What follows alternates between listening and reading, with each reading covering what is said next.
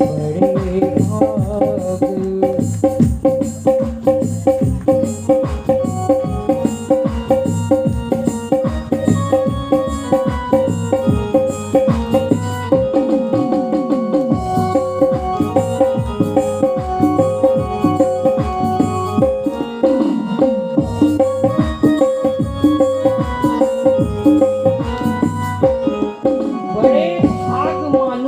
भाग। बहुत भाग्य से ये मनुष्य का शरीर मिला। तो इस शरीर को पाकर के हमें करना क्या चाहिए? केवल धन कमाना चाहिए, केवल महल बनाना चाहिए, केवल बैंकों में खजाने जमा करने चाहिए, केवल बड़ी बड़ी गाड़ियां खड़ा कर देना है अपने दरवाजे पर, तो हमारा मानव जन्म सार्थक हो जाएगा। धन कमाना अच्छी बात है, आप खूब धन कमाइए। धन कमाने के लिए हाथ से प्रयास करते रहिए, लेकिन मन को उनमें लगाइए। बाबा ने सब सुविधा यहाँ दी, कहा कि करते कर्म करो विधि नाना, करते कर्म करो विधि नाना, पर मन राखो जहाँ कृपा निधान। करते कर्म करो विधि नाना, मन राखो जहाँ कृपा निधान।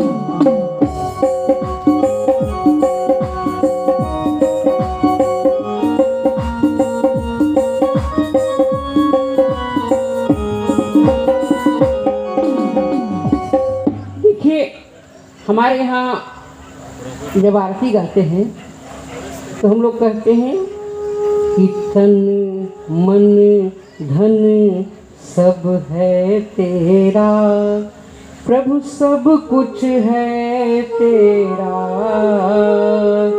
लेकिन धन का स्थान पहला नहीं आया।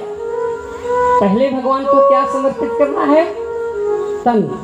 पहले भगवान की सेवा में तन लगाओ, उसके बाद मन लगाओ, और उसके बाद यदि आपके पास भगवान की कृपा से संपत्ति है तो फिर धन भी लगाओ। लेकिन अगर धन नहीं है तो कम से कम ये तन और मन तो आपके पास है ना।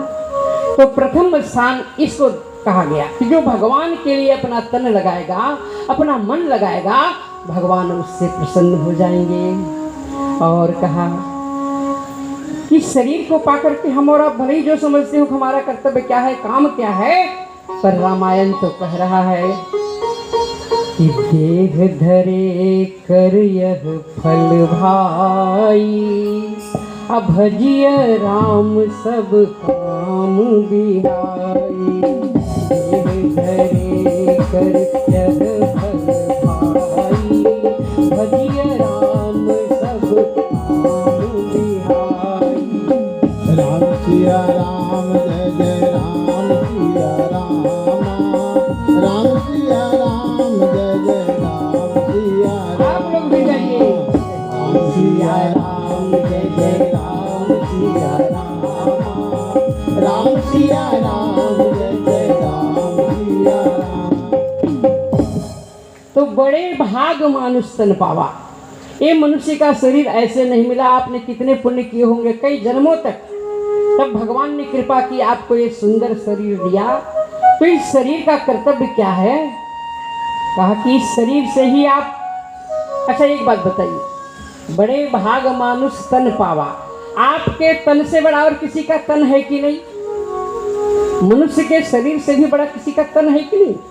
हाथी आपसे शरीर में आकार में बड़ा है कि नहीं? पर हाथी को बड़प्पन नहीं दिया मैंने, आपको दिया। क्यों दिया? क्योंकि इस शरीर को पाकर के भगवान ने आपको जो इस शरीर में ज्ञान रूपी इंजन लगाकर भेजा, तो ये समझने के लिए भेजा कि शरीर का काम क्या है, क्या करना चाहिए इससे। कि साधन धाम मोक्ष कर द्वारा, अपाई न जय परलोक सवार साधन धाम मोक्ष कर द्वारा पाई न जय परलोक सवार। राम सिया राम जय जय राम सिया राम। राम सिया राम जय जय राम सिया राम। गाइए। राम सिया राम जय जय राम सिया राम। राम सिया राम जय जय राम सिया राम। इसी शरीर से हम साधन भी जुटा सकते हैं। जैसे आपने यज्ञ कराया, इतना सुंदर मंदिर बनवाया है, इतना सुंदर पंडाल, ये कोई पशु अगर चाहेगा भी तो नहीं कर सकता। अगर उसकी इच्छा भी होगी कि हम इतना सुंदर पंडाल बनवाएं तो नहीं बनवा सकता, क्योंकि उसके पास साधन जुटाने के लिए बुद्धि नहीं है। और आपके पास ज्ञान है तो आपने इतना सुंदर पंडाल बनाकर भगवान की कथा का आयोजन करा दिया। ये हुआ साधन। और इसी शरीर से आप साधना करके भगवान को प्राप्त भी कर सकते हैं कि साधन धाम मोक्ष कर द्वारा पाई न जे परलोक सवार। राम सिया राम जय जय राम सिया राम। राम सिया राम जय जय राम सिया राम। राम सिया राम जय जय राम सिया राम। राम सिया राम जय जय राम सिया। अच्छा, और यहाँ कभी कथा प्रवचन पहले भी हुआ है कि नहीं? पहली बार हो रहा है? बताएंगे भैया लोग, पहली बार आयोजन है क्या? और पहले भी हुआ है? कभी नहीं हुआ, इसीलिए थोड़ा ताली बजाना भी नहीं जानते। आज पहला दिन है, आज सीखेंगे तो कल और बढ़िया से बजाएंगे। ताली जरूर बजाइए, ताली बजाने में टैक्स नहीं, हमको पता है, इसमें जीएसटी नहीं है, इसलिए डरिए मत, ताली खुल के बजाइए। ताकि इसी शरीर से आप साधन भी जुटा सकते हैं और साधना करके भगवान को प्राप्त भी कर सकते हैं। और यदि आपने शरीर पाया और ईश्वर से प्रेम नहीं किया, ईश्वर को प्राप्त करने का प्रयास नहीं किया, केवल अपने धन और जन में लगे रहे, तो फिर आप पछताएंगे। कैसे पछताएंगे? काकि सो परत्र दुख पावई असिर धुनि धुनि पछताए। और काल ही कर्म ही ईश्वर ही मिथ्या दोष लगाए। जब जमराज के डंडे आपको खाने पड़ेंगे कि तुम भगवान के यहाँ जब जाओगे तो भगवान कहेंगे, अरे मूर्ख, तुमको मैंने मनुष्य बनाकर भेजा था, किस लिए? आपके पास जवाब नहीं होगा। और यदि आपके कर्म अच्छे हैं तो फिर भगवान आपसे कुछ पूछेंगे ही नहीं, आपका वैसे ही स्वागत करेंगे जैसे आप एक सांसद का करते हैं, एक विधायक का करते हैं, एक मंत्री का करते हैं, एक बड़े पदाधिकारी का करते हैं। वैसे ही आपके स्वागत में लोग आएंगे।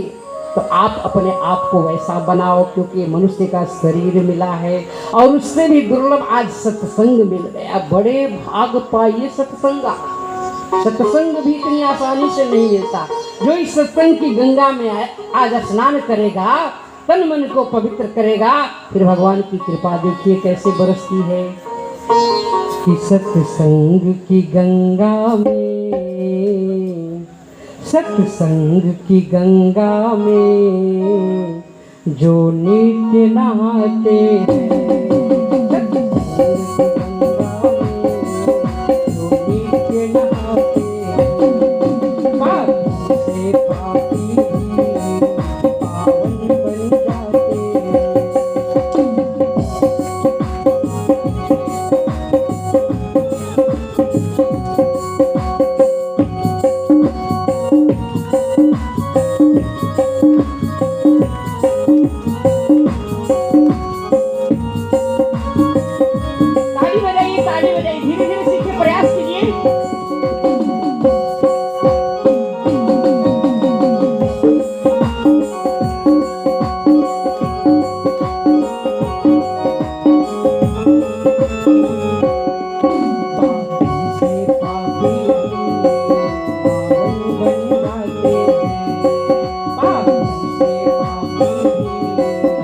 पावन बन जाते हैं।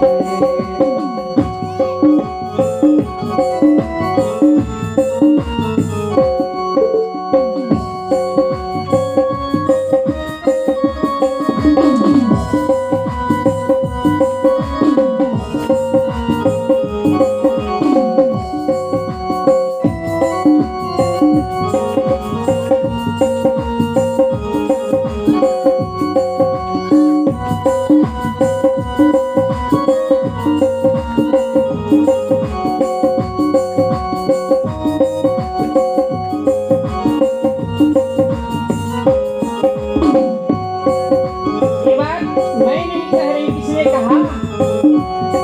ऋषियों और मुनियों ने यह बात बताई है। ऋषियों और मुनियों ने यह बात बताई है। सत्संग ही जीवन है, सत्संग कमाई है। सत्संग ही जीवन है, सत्संग कमाई है।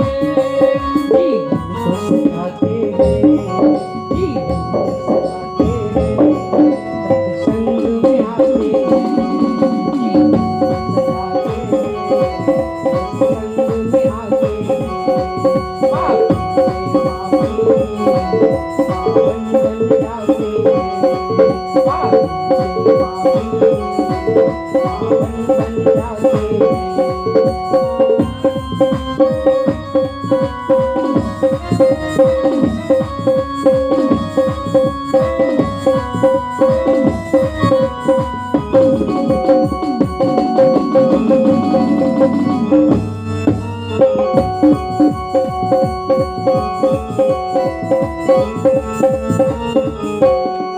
अभी ये स्थान नहीं रहा साधारण, एक तीर्थ बन गया है। इस तीर्थ से बढ़कर कोई तीर्थ धाम नहीं। इस तीर्थ से बढ़कर कोई तीर्थ धाम नहीं। दुख दर्द कलेशों का सत्संग में नाम नहीं। दुख दर्द कलेशों का सत्संग में नाम नहीं। जीवन को सजाते हैं, जीवन को सजाते हैं, सत्संग में आते हैं। जीवन को सजाते हैं, सत्संग में आते हैं। पापी से पावन बन जाते हैं। पापी से पावन बन जाते हैं। सत्संग गंगा में नीत नहाते हैं। सत्संग गंगा में नीत नहाते हैं। पापी से पावन बन जाते हैं। पापी से पावन बन जाते हैं। पापी से पावन बन जाते हैं। प्रेम से बोलिए भक्त वत्सल भगवान की। जय हो। कलयुग में नाम का ही प्रभाव है, क्योंकि अब सतयुग जैसा तप, त्रेता जैसा यज्ञ, द्वापर जैसी पूजा हम और आप नहीं कर सकते। इसीलिए कहा कि जो फल सतयुग त्रेता द्वापर पूजा मख और जोग, वही फल कलियुग में केवल भगवान का नाम संकीर्तन करने से मिल जाता है। पर आदमी वो भी नहीं कर पाता। राम नाम लेने के लिए आपको बैठ कर ही जपना है ऐसा भी नहीं, भाव से जपना है ऐसा भी नहीं। यह सब प्रकार से सुविधा कलयुग में है। कहा कि यदि आपको राम जी के प्रति, ईश्वर के प्रति प्रेम नहीं है, भाव नहीं है, तो प्रयास करो कुभाव से भी जपने का। कि भाव कुभाव अनघ आलस हो, भाव कुभाव अनघ आलस हो, नाम जपत मंगल किसी दस हो, नाम जपत मंगल किसी दस हो। राम सिया राम जय जय राम सिया राम सिया राम जय जय राम सिया राम सिया राम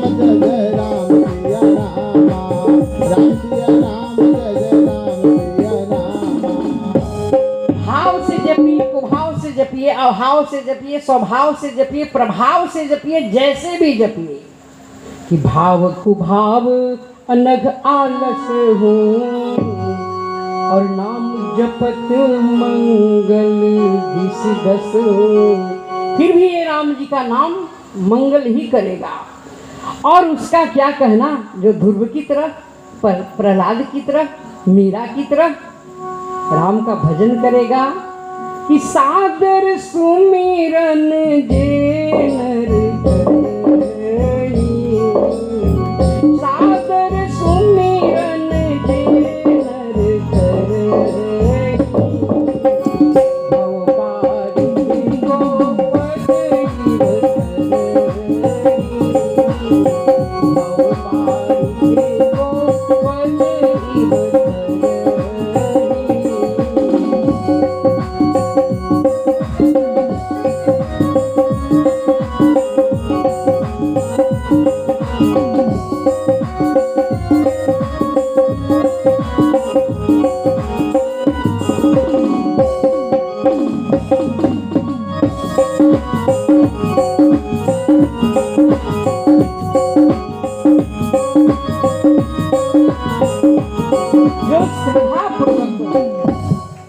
आदर पूर्वक भगवान के नाम का जाप करता है, उसके लिए बाबा ने कहा कि भवसागर का नाम तो सबको ही जान रहे हैं कि भवसागर पार सबको जाना है, लोग सुनते हैं। उसके लिए भवसागर कितना बड़ा हो जाएगा, कितना छोटा हो जाएगा, जितना गाय के धरती पर चलने से गड्ढा बनता है गाय के खुर से, उतना छोटा आपके लिए भवसागर हो जाएगा कि सादर सुमिरन जे नर करई, भव बारिद गोपद इव तरही। और कलयुग केवल नाम गुण गाहा और सुमिरत नर पावई भव ठाहा। तो इससे भी ज्यादा सुविधा आपको कहाँ मिलेगी। लेकिन अभी लोग जब दुष्कर्म करते हैं, पाप करते हैं, दुराचार करते हैं, तो बहाना क्या करते हैं कि कलयुग है। अभी कौन सा युग चल रहा है, कलयुग चल रहा है। पर कहा कलयुग सम जुगान नहीं, अजो नर कर विश्वास, अगाई राम गुण गण विमल,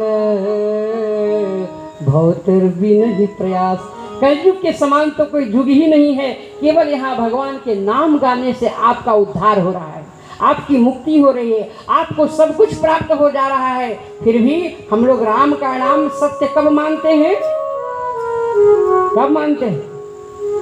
जब कोई मर जाता है, मरने वाला बेचारा निश्चिंत है, पर हम और आप कहते हैं कि राम नाम, राम का नाम सत्य कब प्रतीत होता है? जब कोई मर जाता है तो कहते हैं कि राम नाम सत्य है, राम नाम। और उस समय मूर्ख से मूर्ख व्यक्ति भी ज्ञान की बात करता है, कहता है कि सबका यही गत है।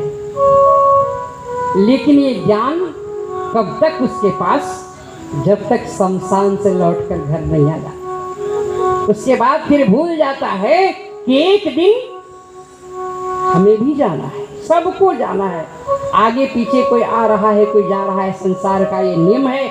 लेकिन मृत्यु से भय किसको लगता है? जिसने अपने जीवन में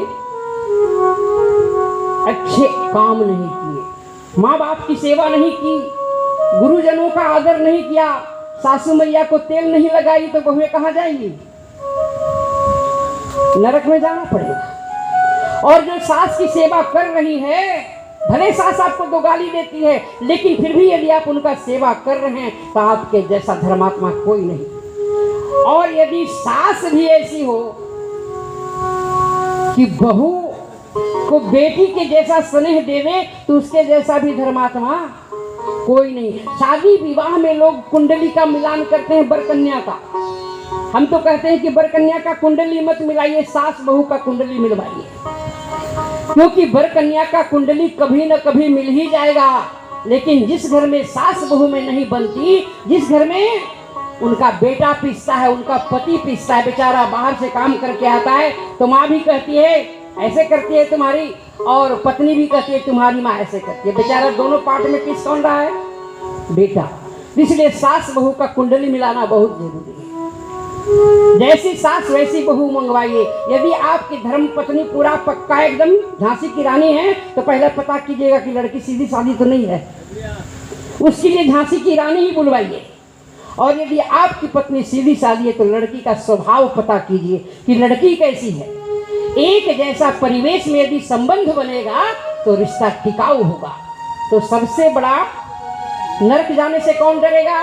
जिसने माँ बाप की सेवा नहीं की, जिसने ब्राह्मणों का सम्मान नहीं किया, जिसने दिन दुखियों को भोजन नहीं कराया, जिसने हाथ पांव रहते हुए भगवान को जाकर के एक लोटा जल नहीं चढ़ाया, जिसने गिरते हुए को सहारा नहीं दिया, जिसने, अगर आपको भगवान ने इतनी दौलत दी है कि आप किसी को दे सकते हैं, तो यदि आप किसी को ठंड में ठिठुरते देख रहे हैं और आपका कलेजा नहीं पिघलता है तो आप यहाँ भले राज कर लीजिए, एसी में सुत लीजिए, महाराजा के पलंग में डंलप का गद्दा लगा के 56 भोग खा लीजिए, लेकिन वहां तो जमराज के कोड़े ही खाने पड़ेंगे, वहां तो कांटों में ही सोना पड़ेगा, वहां तो आपको पानी के लिए ही तड़पना पड़ेगा। इसलिए मृत्यु से भय किसको लगता है? जिसका कर्म बुरा है, और जिसका कर्म सुधरा हुआ है उसके लिए मृत्यु भी एक उत्सव है। जिसके लिए राम सदा से सत्य हैं उसके लिए मृत्यु भी उत्सव के समान है। प्रेम से बोलिए भक्त वत्सल भगवान की जय हो। तो ये मनुष्य का शरीर ऐसे व्यर्थ गंवाने के लिए नहीं मिला है, इसका सदुपयोग से। देखिए मानस में बहुत कुछ है। पहले तो यहाँ सबकी वंदना की गई, नाम की महिमा गाई गई, पर हमारे पास समय कहाँ है कि हम रामायण की महिमा आपको गा के सुनाएं, नाम की महिमा गा के सुनाएं, फिर राम की कथा सुनाएं। समय नहीं है, 2 दिन का समय है, और इसलिए जितना हो सकेगा उतना हम प्रयास तो करेंगे ही। तो चलिए, भगवान ने सुंदर शरीर दिया तो सब कुछ करो, आप धन कमाओ, संतान उत्पत्ति करो, इनको पढ़ाओ लिखाओ, सुंदर महल बनाओ, सुंदर गाड़ी खरीदो, पर अभिमान अपने अंदर मत आने दो, और केवल भगवान की कृपा समझो, ये भगवान की कृपा है, और भगवान से प्रेम करो। बस इतना ही करना है कलयुग में। भगवान को यदि आप पाना चाहते हैं तो भगवान से प्रेम कीजिए। कैसा प्रेम? इतना सा मिश्री सामने रख करके और अगरबत्ती दिखाने वाला प्रेम नहीं है। कैसा प्रेम? जैसा प्रेम आप अपने पति से करती है, जैसा प्रेम आप अपने बेटे से करते हैं, जैसा आपका मन करता है कि आज मेरा बेटा थोड़ा जूस पी ले, हमारा बेटा कुछ अच्छा खाए, पत्नी कुछ अच्छा पहन ले, पति कुछ अच्छा खाए, तो जैसा आप इनके लिए चिंता करते हैं, सोचते, वैसा ही भगवान को भी बढ़िया बढ़िया भोग बना के खिलाइए पिलाइए, और भगवान के सामने जरा बैठकर प्रेम से उनका भजन गाइए। और भगवान कुछ नहीं चाहते, बस भगवान आपको मिल जाएंगे। लेकिन यदि आपने 56 भोग रखा है और अपना मन नहीं वहां रखा तो मिलहिन रघुपति बिन अनुरागा, मिलहिन रघुपति बिन अनुरागा, ये जोग तप ज्ञान विरागा,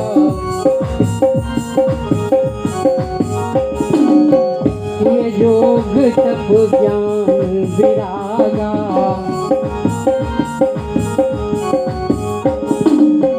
राम ही केवल प्रेम प्यारा, राम ही केवल प्रेम प्यारा, जान ले मुझे जान निहारा, जान ले मुझे जान निहारा।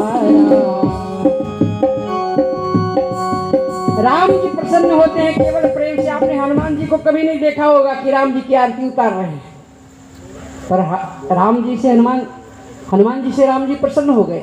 और बाबा ने हनुमान जी के जैसा बड़भागी किसी को नहीं कहा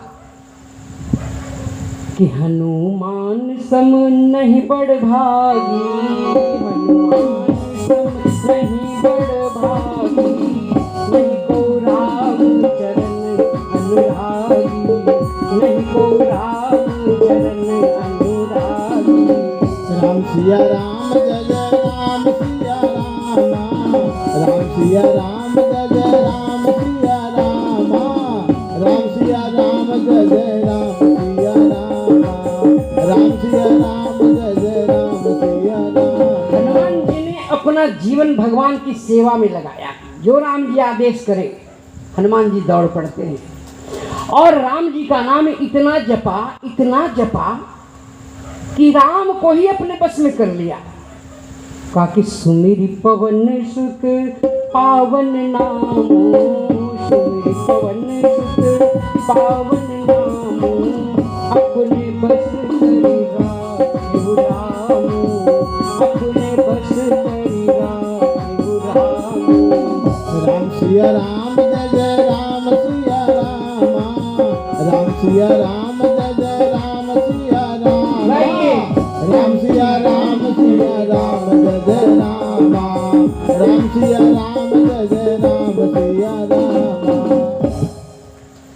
लेकिन हम लोग अभी अपने हिसाब से भक्ति करने का सोचते हैं कि समय कब है, भक्ति कब करनी चाहिए। बचपन खेलने कूदने के लिए, जवानी धन कमाने के लिए, आनंद उठाने के लिए, विवाह कर संतान उत्पत्ति करने के लिए। और भजन कब करना चाहिए, बुढ़ापे में। हमारा और आपका ये मानना होता है कि भजन करने का समय बुढ़ापा है, पर बुढ़ापा में भजन कैसे करेंगे जरा ये बताइए। बुढ़ापा जब आती है तो कितने प्रकार की समस्या लेकर के आती है। कान से सुनाई नहीं देता, आंख से दिखाई नहीं देता, नाक बहने लगता है, घुटने में दर्द है, कमर में दर्द है। आप नाक पोछोगे, आंख पोछोगे कि घुटने में मालिश करोगे कि भगवान का भजन करोगे।